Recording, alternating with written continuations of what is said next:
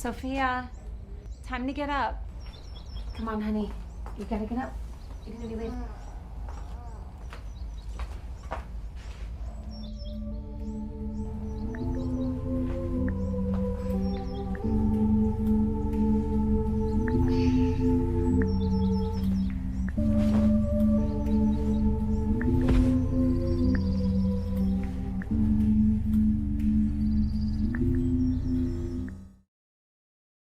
But I had a great sense of heart and compassion for obviously the lead character, but I thought in general for sort of the complexity of the struggles and for having it being told through the lens of a young girl, I thought created a lot of emotional the complexities that I thought the piece did well of not using it sort of as an exploitative experience, but more as an inspirational experience. And I thought that it worked well because it was very grounded and realistic in terms of the acting performances, in particular the younger lead character. I thought she was really quite extraordinary. I usually love these type of pieces with young actors who are very adept at sort of displaying a range of emotions, and I thought that she was really great at that.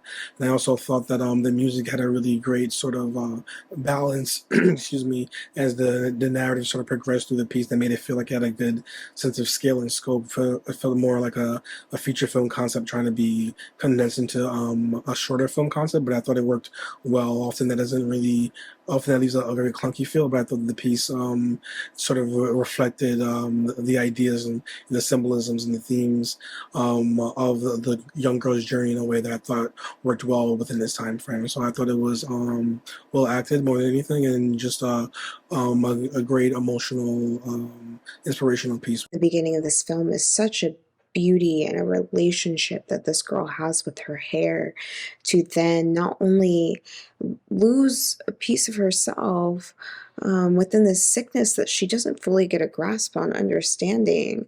And we have to see this mother essentially take this time and effort and really say, no, this is what it really is. You're not going to get your hair back. And this is how we're going to have to adapt from that. And we see these experiences that are so, I don't want to say innocent, but so childlike, as we get these bullies and we see them, point out the one thing that she wishes she had. Like she wishes she had her hair. And it's so heart-wrenching to see. You see this character grow through so much in such a little time span. But I think it's done like very well. We get this grand entrance of this hair.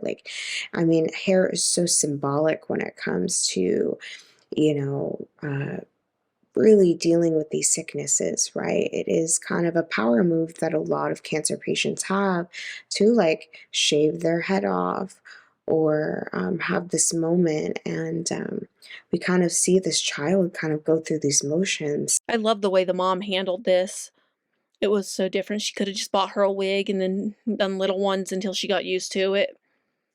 But instead, she was trying to teach her how to embrace who she is and with this condition that she has, and that things won't be the same. She was actually trying to get her to accept it, because it could have been very easy to get her wigs so she wouldn't be bullied at school and all that. But mom did it a lot better, which was a great way of writing it, is to get mom to uplift her own child and say there are things out of your control, but you can still have your strength within, because that's what really counts. This is something that would be hard for a child to go through, but it is a fully well-rounded story where she's accepting it and figured out this is who she is and how to live with it and still figure out she's still beautiful. Kind of hits you in all of the feels. Cinematography, they did a great job. The filmmakers were so clever with how they did this. They told the story so beautifully and so artfully, and the actors who were involved in this, you believed that they were a family. They were all so genuine, and it just kind of captures your attention right off the bat, and it keeps it. And you're on this ride with them, and you're feeling everything that they're feeling as this story unfolds. I loved the fact that they did a camera panning transition. I thought that that was super cool and super smart.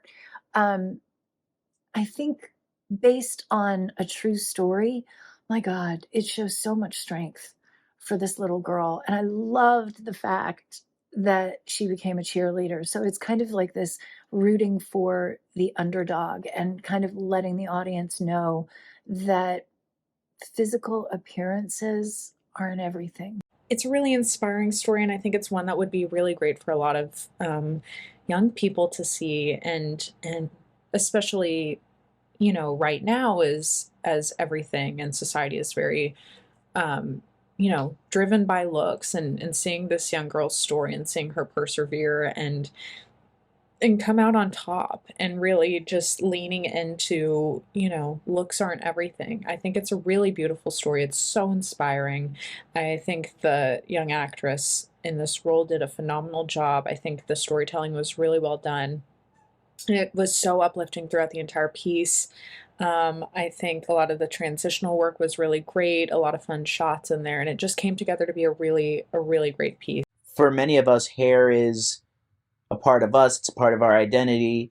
And losing that, especially if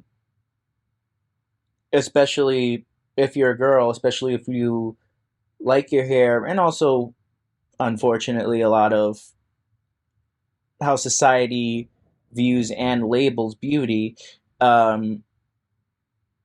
you can get a lot of scrutiny for something that isn't even your fault. But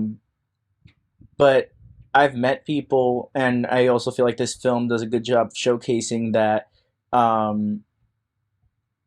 you have the power to embrace it and prove those who want to be immature wrong. You can exude that confidence. You can exude that beauty. Nothing can stop you from showing the world who you are. And I found that to be a very strong message that Receding showcases. I like the story where Sophia had the support from their family, especially her mom and her doctor, to understand and process this condition positively, instead of hindering her whole life based on something she cannot control. It's a great performance, beautiful storytelling, and lovely to see this is a true story, how they approach it. It was very sensible.